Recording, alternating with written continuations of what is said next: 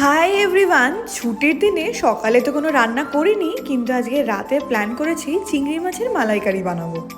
আগেই বড় বড় চিংড়ি মাছগুলো ভালো করে ধুয়ে তার মধ্যে নুন, হলুদ আর লঙ্কা গুঁড়ো দিয়ে ভালো করে মিশিয়ে নিলাম।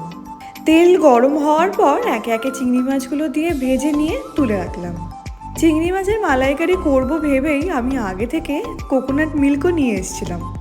এরপর কি করব, ওই সেম কড়াইয়ে তেলের মধ্যে গোটা গরম মশলা দিয়ে দেবো। তাতে যাচ্ছে তেজপাতা, শুকনো লঙ্কা, দারচিনি আর এলাচ।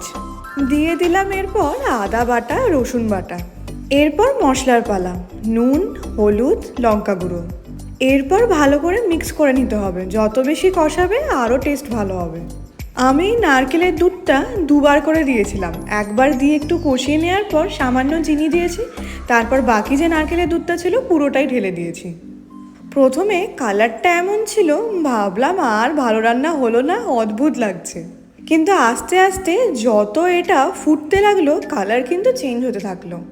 একদম শেষের দিকে লঙ্কা, ঘি আর গরম মশলা দিয়ে একটু নেড়ে চেড়ে নামিয়ে ফেলেছি। দেখতে কি দারুণ হয়েছিল, একদম মালাইকারি যেরকম বাড়িতে হয় ওরকমই দেখতে। টেস্টও অসাম ছিল। আমি এবারে একটা ভুল করেছি, যে ঘিয়ের পরিমাণটা একটু বেশি দিয়ে ফেলেছি। পরের বার যখন ট্রাই করব, ওটার পরিমাণটা একটু কমিয়ে ফেলতে হবে। তো আজকে রাতে আমার ডিনার হলো ভাত, চিংড়ি মাছের মালাইকারি আর আলু ভাজা। মালাইকারিটা একটু বেশি করেই করেছিলাম, কালকে আবার অফিসে নিয়েও যেতে পারবো।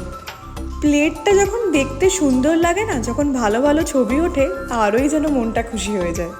ডিনার করব আমি ইউটিউবে ভিডিও দেখতে দেখতে। আর আজকে দেখলাম ধ্রুব রাঠি একটা নতুন ভিডিও দিয়েছে, সেটাই এনজয় করি। তো দেখা হবে পরের ব্লগে, টাটা।